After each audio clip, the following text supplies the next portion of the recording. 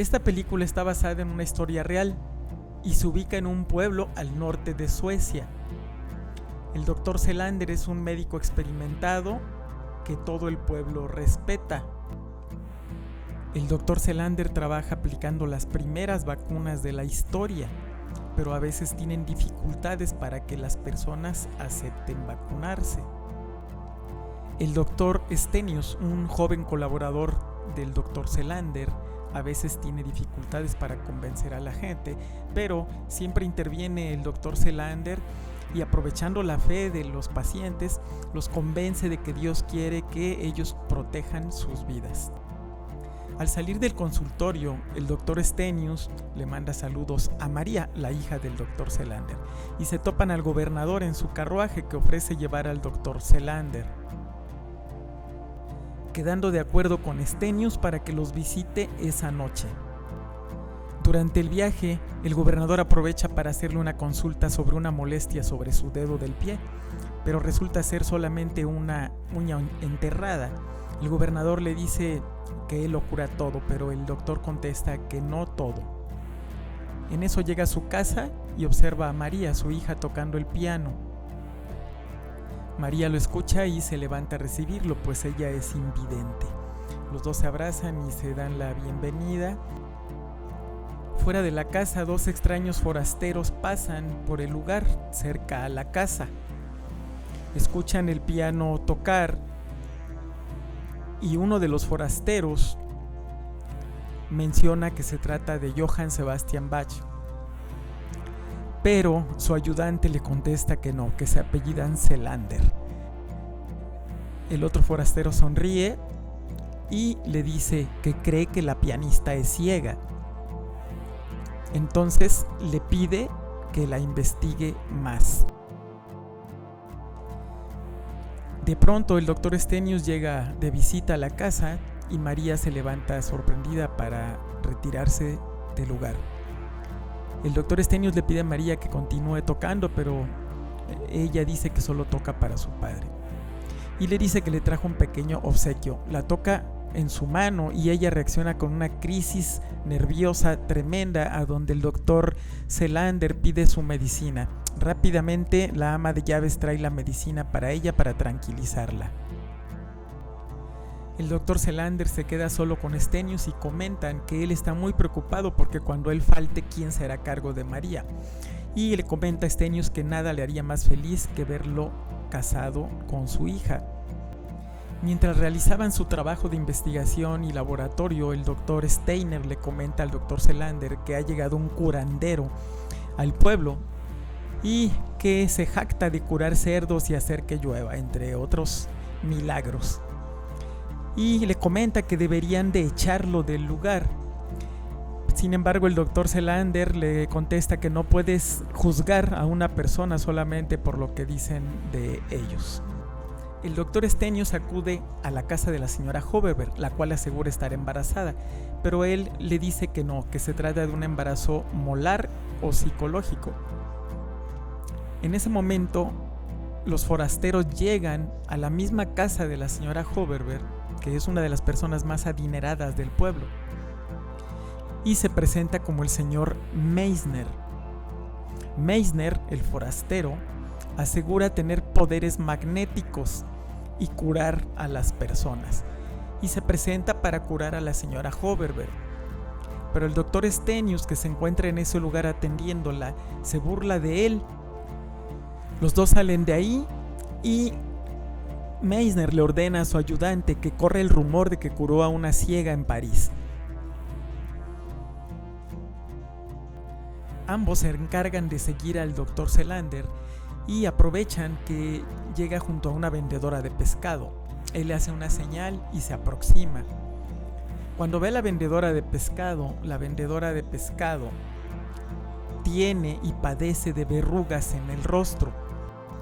Meissner, el magnetista, ofrece comprarle sus verrugas a la vendedora de pescado y le ofrece una moneda.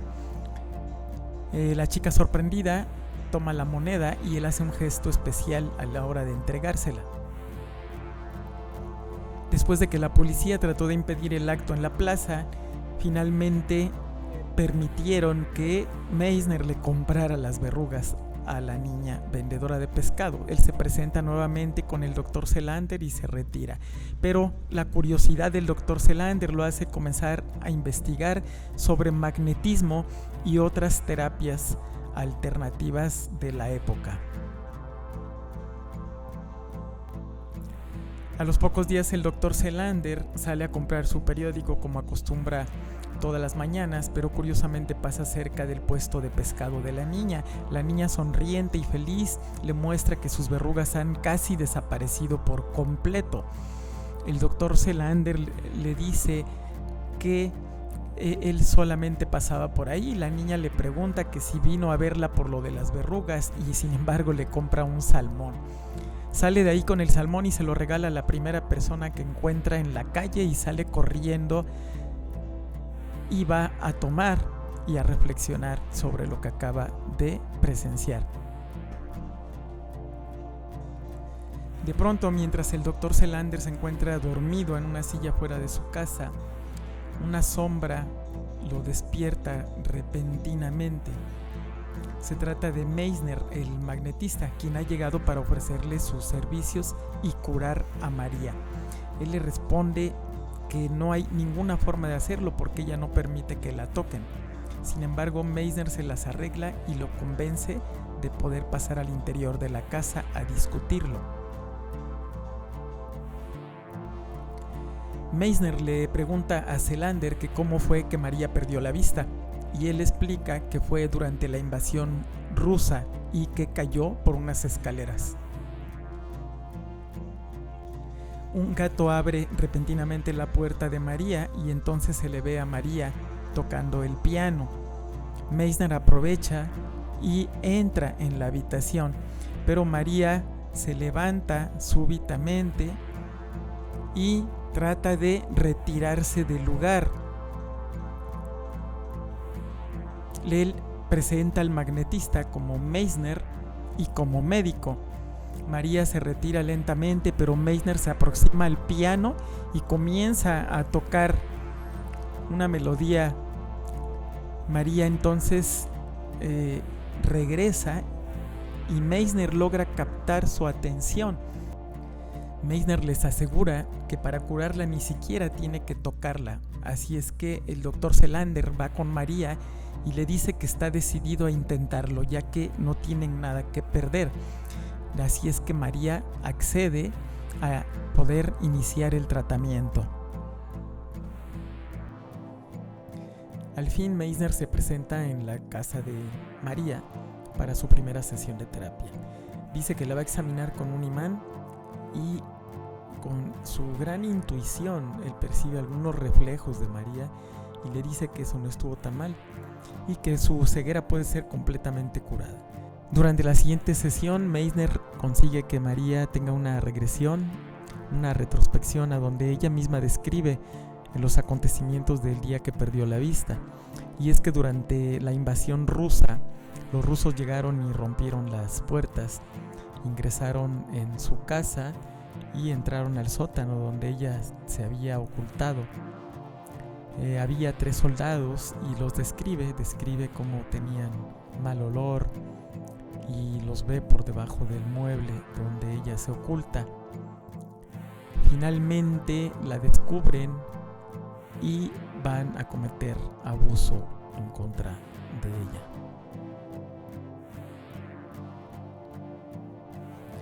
En una sesión subsecuente, María continúa la narración en la parte que se quedó en la sesión anterior.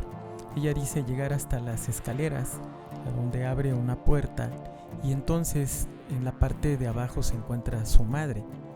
Ella tiene su vestido manchado y entonces la madre la ve a lo lejos y entonces le dice mami, buscando su protección para que ella la consuele. Está esperando que la madre pues acuda a ella y la proteja. Sin embargo, su madre hace una expresión de aterrorizada y se aleja, camina hacia atrás y se aleja. Entonces ella no puede entender por qué no quiere nada que ver con ella. y en ese momento es a donde pierde la vista. Meisner da por terminado el tratamiento y les dice que mañana María podrá recuperar la vista. Les dice que traigan testigos y que cubran las lámparas para proteger sus ojos.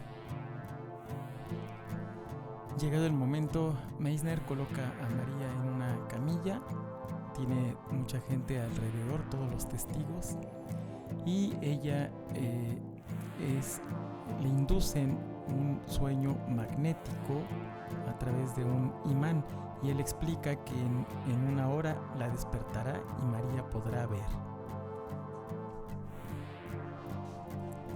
Pasadas 2 horas, Meisner despierta a María y se incorpora. Lo primero que hace es ver a su padre y le dice que le están saliendo canas. Todos se sorprenden y quedan atónitos unos instantes. El doctor Selander se acerca a su hija, ella toca su rostro y de momento lo mira. Los dos se dan cuenta que ahora puede ver y se unen en un abrazo. Todo el mundo grita de júbilo, menos Stenios, que parece no muy contento acerca del éxito del tratamiento de Meisner. Todos celebran en ese momento y pues que María ha recuperado la visión. Después de ese gran éxito de Meisner, él presiona al doctor Selander para que se vuelva su consejero científico y para que documenten sus trabajos y sus tratamientos. El doctor Selander primero trata de rehuir a la propuesta, pero sin embargo se siente comprometido con Meisner. Por lo tanto, él acepta ser su consejero científico y comienza a redactar un trabajo acerca de todas las terapéuticas de Meisner. Es ahí donde comienzan los problemas para Meisner, pues empieza a tener contratiempos con algunos de sus pacientes. Tras los problemas de Meisner, que fueron generados por su polémica en diferentes tratamientos que él aplicó, lo someten a un juicio. Y en ese juicio todos atacan de tal manera que él tiene una crisis existencial, a donde llega María. De momento, él en crisis nerviosa, en shock prácticamente y frustración. María trata de reconfortarlo y le dice que ella le debe mucho. Aparentemente en una esperada y evidente relación romántica. Pero pese a los malos ratos de Meisner, María logra acercarse a él y consolidar hasta planes de boda. Eso le da al doctor Selander mucha tranquilidad de verla feliz y finalmente con un plan de boda con el propio Meisner. Sin embargo, Stenios no dejará de atacar y de buscar pruebas para demostrar que Meisner es solo un charlatán. Meisner, en su arrogancia por demostrarle a Stenios que sus métodos eran efectivos, va a firmar un documento en donde afirma poder curar a la señora Hoverberg y realiza una simulación de una cirugía mostrando restos y vísceras, huesos de pollo, diciendo que había retirado el tumor de su vientre. Y es con eso con lo que Meisner finalmente se hunde ante un Stenios decidido a demostrar que solo es un charlatán. El propio Dr. Selander es quien descubre a través del microscopio, haciendo el análisis histológico, que solamente se trataban de restos de pollo. El Dr. Selander explica a María que descubrió el fraude y que tendrá que ponerlo en evidencia. María evidentemente explota y le reclama que no es posible, que su propio padre acusará de fraude a su marido. Una vez revelado el fraude, todo el pueblo se une, llaman a linchar a Meisner y lo comienzan a torturar hasta que el doctor Selander consigue llegar y detenerlos. Pero parece demasiado tarde. Todos lo han atacado y con la furia de haberlos engañado a todo el pueblo, lo dejan en un estado físico lamentable.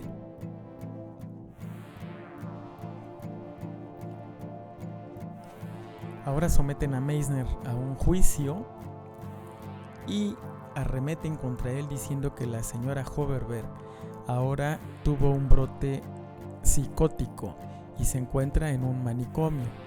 Pero Meisner se defiende y explica que la señora Hoverberg tuvo ese problema mental por la manera brutal como ellos la expusieron a la verdad y que sus métodos no tenían nada que ver con este acontecimiento y este problema.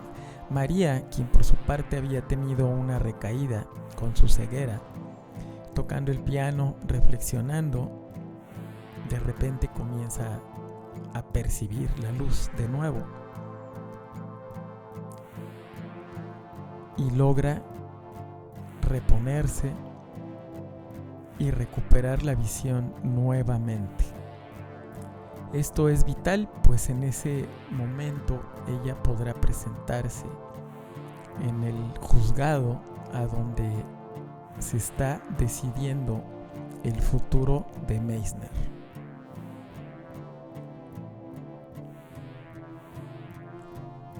Y al presentarse con la visión recuperada, podría demostrar la eficacia de los métodos de Meisner. Sin embargo, ya plantean que será ejecutado en la horca. De momento aparecen en el lugar el doctor padre de María y la propia María, la cual va a testificar y a dar fe de que ella ha recuperado la vista. Finalmente, las declaraciones del doctor Selander y de María logran disminuir la pena y pasan de la horca a desterrarlo de ese pueblo. Meisner tendrá que abandonar la población y de esa manera asumir su responsabilidad. Y así es como el doctor Selander descubre que su hija María consiguió un trabajo como maestra de piano en Estocolmo. Así es como concluye esta historia y nos da pie a pensar en un final romántico. Sin embargo, el mensaje de la película va más allá del drama y del romanticismo. La figura del curandero ha existido desde siempre en la historia de la humanidad. Se trata de personas sumamente intuitivas, capaces de influir sobre los demás. En estas personas domina el hemisferio cerebral derecho, más intuitivo y que no requiere demostraciones científicas inmediatas, a diferencia del hemisferio cerebral izquierdo, en el cual radican las operaciones lógicas y por tanto racionales. Las terapias milenarias empíricas, no basadas en ciencia, tales como la acupuntura, reflexología, iridología y muchas otras como la homeopatía, utilizan más la fe de quien la practica y de quien recibe la terapia, haciendo uso de lo que llamamos el efecto placebo, que en muchas ocasiones te lleva a una aparente cura o remisión espontánea. En la historia de Meisner podemos ver 3 casos importantes. La niña de las verrugas, que son de origen viral y al devolverle la esperanza de poder sanar su sistema inmunológico responde bajando la titulación sérica del ataque viral, por lo que las lesiones disminuyen gradualmente. El segundo caso es la ceguera psicológica de María, quien a través de lo que Meissner llama sueño magnético, realiza una terapia regresiva sacando del subconsciente el hecho traumático que provocó la ceguera emocional, logrando la cura. El tercer caso es el caso de la señora Hoverberg.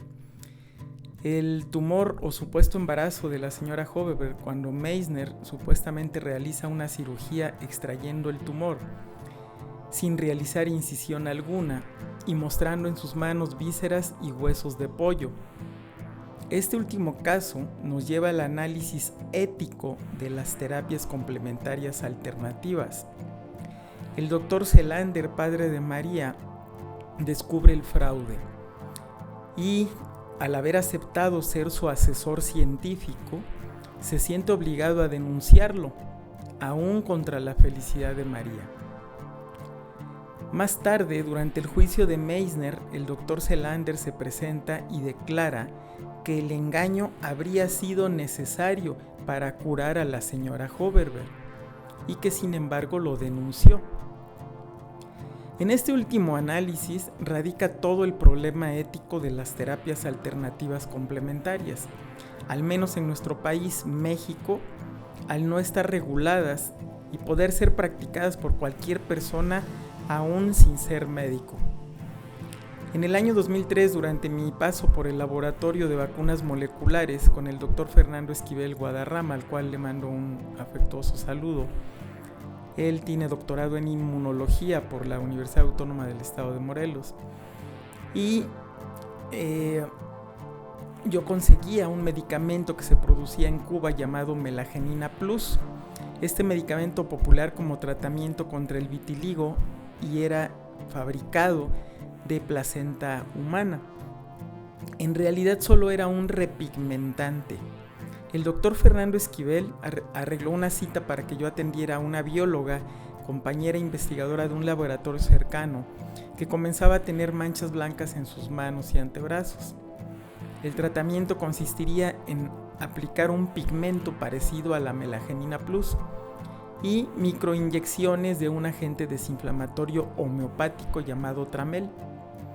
En la primera y única sesión que vi a la doctora, le expliqué todo el proceso fisiopatogénico del vitiligo, explicando que el estrés genera una especie de dermatitis nerviosa que después desencadena una reacción autoinmune donde un macrófago trata de fagocitar a un melanocito, célula que produce el pigmento de la piel, y al no conseguir fagocitarlo, llega otro macrófago e intenta fagocitar al anterior, formando un bucle permanente que da lugar a imágenes al microscopio de células gigantes multinucleadas, llamadas también células de Langerhans.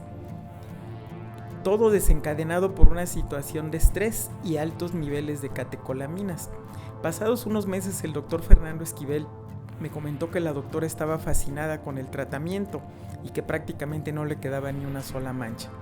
Asombrado le expliqué al doctor que únicamente había visto a la doctora una sola vez, pero que lo más importante en su proceso de curación fue que ella entendiera la fisiopatogenia y volviera a confiar en que era posible detener el proceso inflamatorio.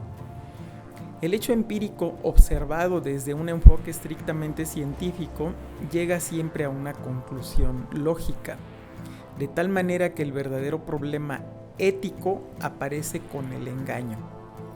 Pues al no estar reguladas, este tipo de terapias son practicadas por cualquier tipo de persona sin escrúpulos.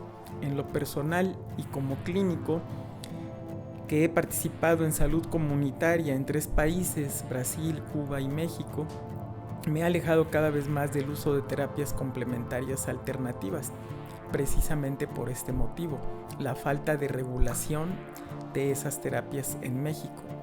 Por lo que mi principal consejo es no abandonar nunca sus tratamientos convencionales y comentar siempre con el especialista tratante antes de iniciar algún tipo de terapia o alternativa complementaria. Y de llegar a usarlas, nunca olvidar que por algo le llamamos complementarias. Son solo eso, un complemento de su verdadera terapia médica, científica o tratamiento. Saludos a todos. Gracias.